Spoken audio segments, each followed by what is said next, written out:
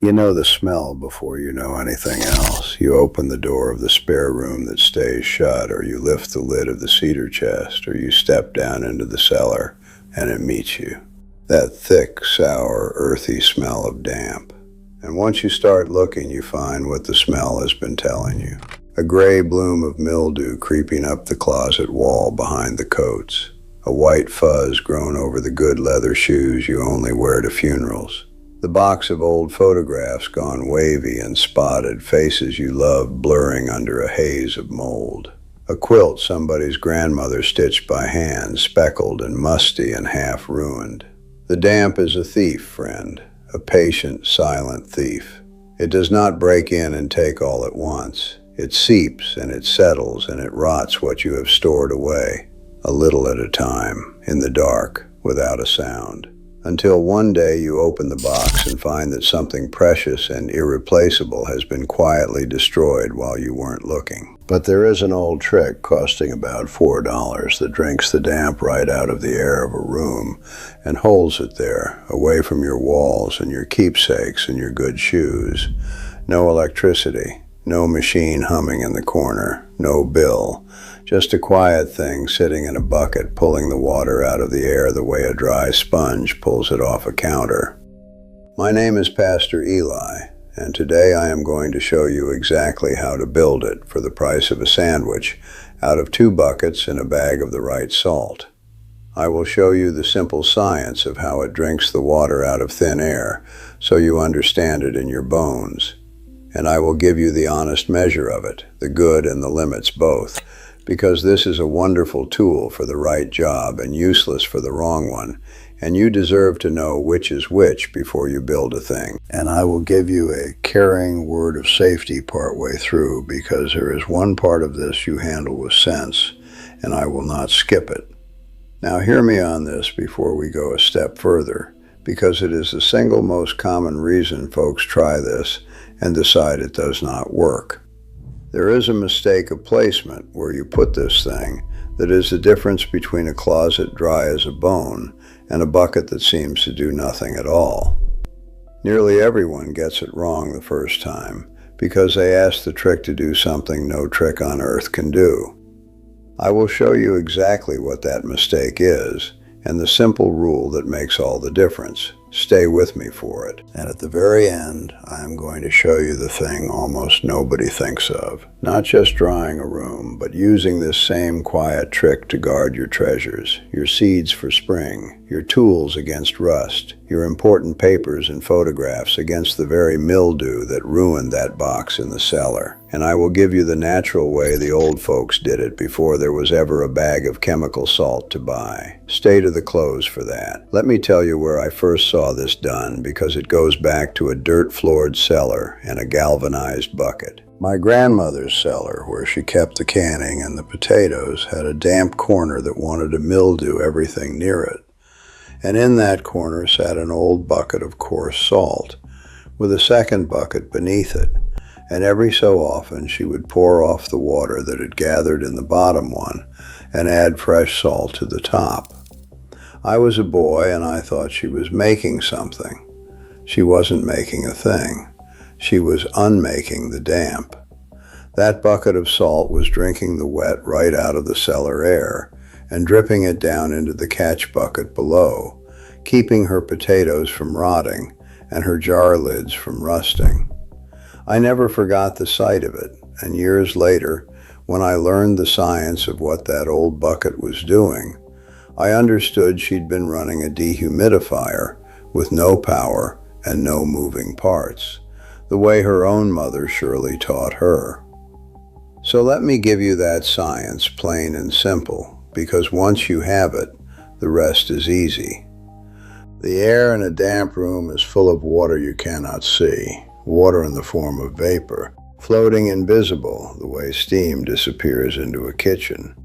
Now, some things in this world are what we call thirsty. They pull water to themselves out of the very air. You have seen it. Leave the lid off the salt cellar in a humid month and the salt clumps up hard because it has been drinking moisture from the air. Leave a soda cracker out and it goes soft and limp overnight for the same reason. Certain substances simply cannot leave the water in the air alone. They grab it and hold it. The thirstiest of the cheap common ones is a salt called calcium chloride. Now don't let the name trouble you. It is the same plain stuff sold by the bag every winter to melt the ice off the porch steps and the sidewalks. It is so thirsty for water that if you leave a handful of it out in a damp room, it will pull so much moisture from the air that it actually dissolves itself into a puddle of salt water, what we call brine. It drinks until it drowns, and every drop of water it pulls into that brine is a drop of water taken out of the air of your room, out of reach of your walls and your woolens and your photographs. That is the whole secret. A thirsty salt, drinking the air dry, and a bucket underneath to catch what it drinks. So here is the build, and it costs about $4, and you can do it in 10 minutes. You need 2 buckets that stack one inside the other, the common 5-gallon kind, with a little space at the bottom between them. In the bottom of the upper bucket, you drill a handful of small holes, so water can drip through. You set that upper drilled bucket down inside the lower, solid one, so the drilled one hangs near the top, and there is empty room beneath it to catch the drippings. Now you fill that upper bucket part way with the calcium chloride. That's the whole machine. The salt in the top bucket drinks the moisture out of the room's air, turns to brine, and that brine drips down through the holes into the lower bucket where it collects. Every week or so, you pour the gathered brine out and add fresh salt to the top, and on it goes. If you don't want to drill buckets, it is even simpler. Put the salt in an old sock or a cloth bag or in a colander, and set it over a bowl or a pot. The water drips down into the dish below. Folks have done it with a strainer over a coffee can. Any way that lets the salt sit up high and the brine collect down low will do the job. Now, about which salt to buy, because this matters and it is easy to get wrong.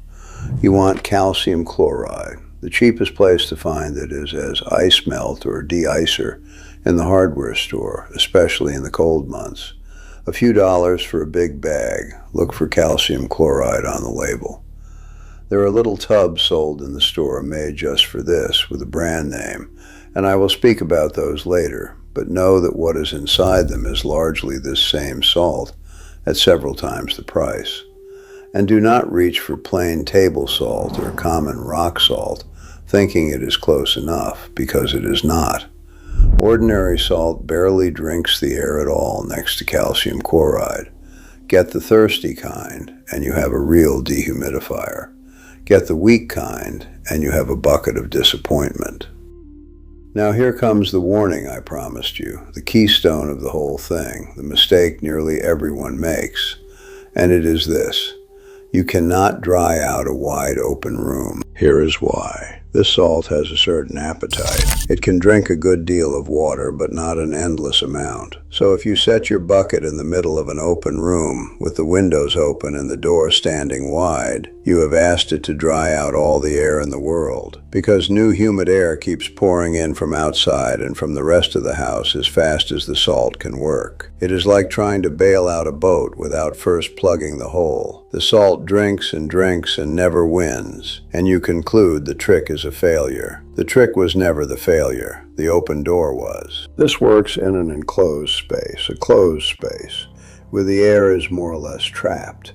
So the salt can drink that pocket of air dry and keep it dry. And friend, when you put it in the right enclosed space, it is a quiet wonder. A closet with the door kept shut. A small bathroom. A pantry. A cellar or basement room with the door closed. A camper or an RV in storage. A boat cabin. A closed-up cabin nobody visits in the wet months. A gun safe or a tool chest. A wardrobe. Inside any of these, where the air is held still and close, that little bucket of salt will drink the damp out and hold the space dry, drive out the musty smell, and stop the mildew from ever taking hold. Close the space and the trick works miracles. Leave it open and it cannot help you. That one rule is the whole difference. If you are finding these old ways worth keeping, take a moment to tap subscribe and walk along with me. Every week I bring up another piece of this forgotten wisdom from where it has been buried. Now let me give you the honest measure of it the way I always do, because you have trusted me this far. This is a passive thing. It works quietly and slowly, drinking the air dry over hours and days, not in a roaring rush. So it is perfect for keeping a closed space dry and musty-free over the long haul. And it is not the tool for drying out a basement that just took on water in a storm. For a true flood, for standing water, you need a mop, a fan, and yes, sometimes a powered machine. And I will not pretend a bucket of salt can do what a sump pump does. This is for managing the everyday damp in an enclosed space, the steady, musty moisture that rots your stored things over months. For that, it is wonderful. For a flooded cellar, it is not enough, and an honest man tells you so. And it has a capacity, as I said. The salt fills up with water and turns to brine and stops working, and you have to pour off the brine and add fresh salt. How often depends on how damp your space is, anywhere from a couple of weeks to a couple of months. It is a small chore, but it is a chore. And I will not tell you the bucket tends itself. Now the caring word of safety, and please hear it, because this is the one part you handle with sense. That brine the salt makes, that puddle of concentrated salt water in the bottom bucket, is not something to be careless with. It is corrosive and it is an irritant. So wear a pair of gloves when you handle the salt and pour off the brine, and keep it out of your eyes. Keep the brine well away from metal because it will rust and corrode it. So don't set your bucket on a good metal surface or near your tools. Set it where a spill won't harm a fine wood floor or a finished surface, because that brine can mar them. And most of all, keep the salt and the brine where children and pets cannot get at them, up high, the bucket stable so it cannot tip, because that brine is harmful to swallow, and no child or animal should be near it. Label your bucket plain. This is not poison in the deadly sense, friend. It is just a strong salt. And it asks the same sensible care you would give any cleaner under your sink. No fear, just good sense. I set one of these up myself in the damp closet of the parsonage, the one that always smelled of must no matter what I did. 2 buckets, a bag of ice melt salt from the hardware store, $4 and 10 minutes. Within a week, the smell was gone. Within 2, the corner that always wanted to mildew was dry to the touch, and the old wool coat I keep in there stopped coming out smelling like a cellar.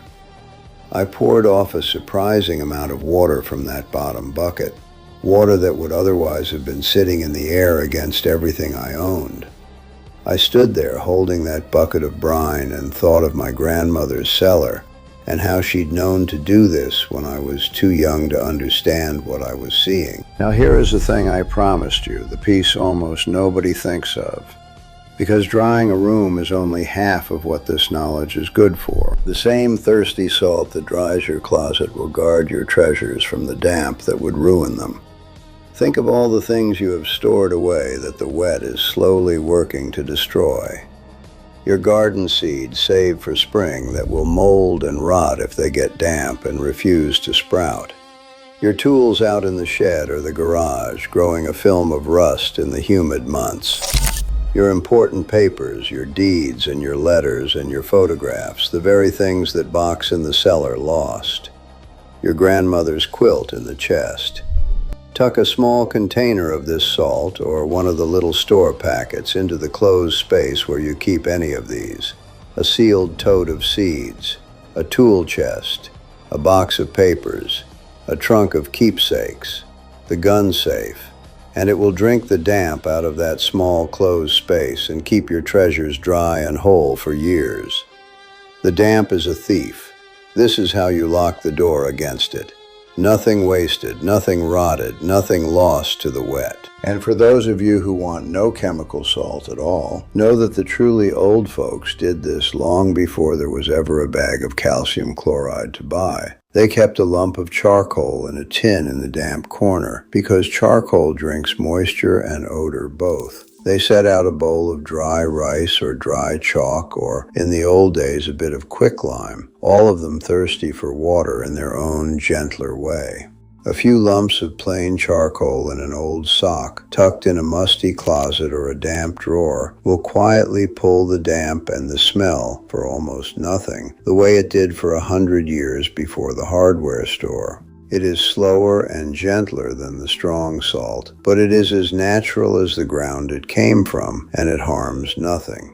Now set the buckets aside a moment, friend, because there is a deeper thing here. We have been taught that the only answer to a damp house is a machine, a powered dehumidifier that hums away in the corner, pulling its quiet stream off the electric meter day and night, all the wet season long, adding its share to a bill that already climbs every summer.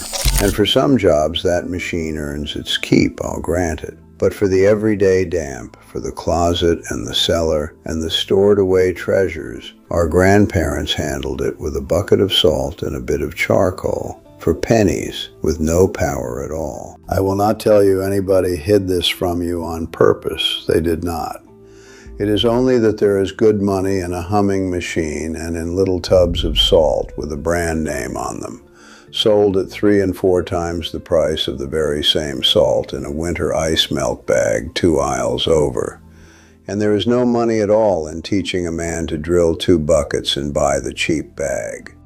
So the old bucket was forgotten, not because it stopped working, but because no one can build a business on a thing you make once for $4.